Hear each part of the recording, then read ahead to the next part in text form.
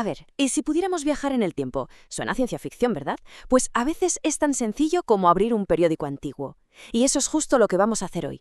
Nos vamos a colar en las páginas de un semanario de Llanes, nada menos que del sábado 5 de septiembre de 1885. Aquí lo tenemos, El Oriente de Asturias. Y ojo al subtítulo, que ya nos dice mucho, Revista semanal de intereses morales, materiales, noticias y anuncios. Toma ya. Pero lo que de verdad llama la atención, lo que ocupa el centro de la portada, no es una noticia local. ¿Qué va? Es un editorial potentísimo, una crítica brutal a la administración pública. Vamos a ver de qué va esto.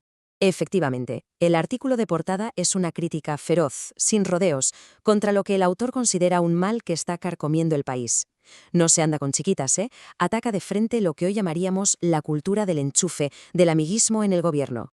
Y lo mejor es que el autor le pone un nombre a este problema. Una palabra que es fantástica. Empleomanía. Describe a la perfección esa obsesión por pillar un cargo público, pero no para servir al país, sino para servirse a uno mismo o para colocar a los amigos. Una idea que, lamentablemente, nos suena bastante, ¿verdad? Pero ojo, que aquí está la clave. El periódico no lo trata como un simple error administrativo, no, lo califica de profunda inmoralidad, algo que, y cito textualmente, empequeñece y pervierte todo. La tesis es clara. Mientras el mérito no sea la base para trabajar en lo público, toda la nación lo va a pagar. Pero lo más fascinante es que el artículo no se limita a la queja, que es lo fácil. No. Propone un plan de reforma súper detallado, en 6 puntos. Un plan para modernizar la administración. Y escuchad porque algunas propuestas suenan increíblemente actuales. Habla de crear carreras profesionales para los funcionarios, de que la única forma de entrar sea por oposición, que los ascensos vayan por antigüedad estricta, aunque, eso sí, guardando un hueco para el mérito. Es, toda una declaración de intenciones para profesionalizar el Estado. Y para rematar, el artículo se cierra con una advertencia, una frase que tiene una fuerza brutal y que resuena hasta hoy. Es un aviso a navegantes, un mensaje directo a la clase política de la época. Ojo con lo que hacéis, porque vuestros actos tienen consecuencias. Sembráis vientos y vais a recoger tempestades. Casi nada. Venga, pasamos la página. Y aquí, el tono del periódico da un giro de 180 grados. Dejamos la crítica política, que era dura y directa, y nos metemos de lleno en un universo de prosa súper exaltada, de un patriotismo que es casi poesía. Mirad, por ejemplo, esta frase dedicada al gran héroe asturiano, a don Pelayo.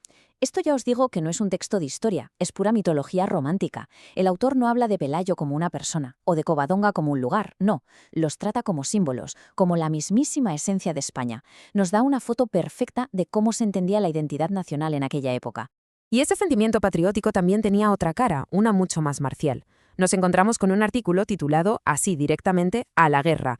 Probablemente se refería a la crisis de las Islas Carolinas con Alemania. El texto es una llamada a la unidad total de la nación ante el enemigo. Pinta un país donde las diferencias políticas desaparecen y todo el mundo rema en la misma dirección.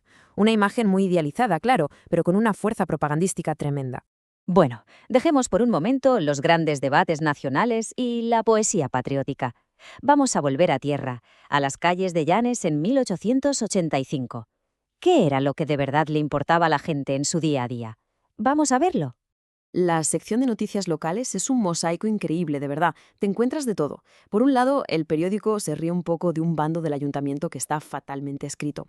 Por otro, nos cuenta que la gente bien del pueblo se fue a ver una obra de teatro. Y entre medias, cosas más serias, como que las estadísticas de fallecidos de ese agosto son mejores que las del año pasado o que un personaje importante del pueblo está enfermo. Es una radiografía perfecta de la vida de la villa. Y esto que vemos aquí es un ejemplo perfecto de una de las noticias más importantes. Ante la amenaza de una epidemia de cólera, ¿qué hace la comunidad? Se une. Esto es una lista de donaciones nombre a nombre, peseta a peseta, desde los 200 reales del que más aportar hasta los 5 de un vecino que ni siquiera da su nombre. Es un testimonio súper emocionante de cómo la gente se ayudaba ante una crisis sanitaria.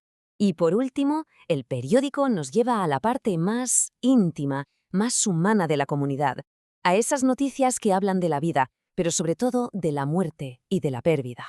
Entre las noticias hay dos esquelas que son un golpe de realidad. La primera, la del propio corresponsal del periódico en un pueblo de al lado, que cuenta que ha perdido a su hija de solo 10 años. Y la segunda, la de un hombre de Llanes muy conocido, que muere lejísimos en Filipinas.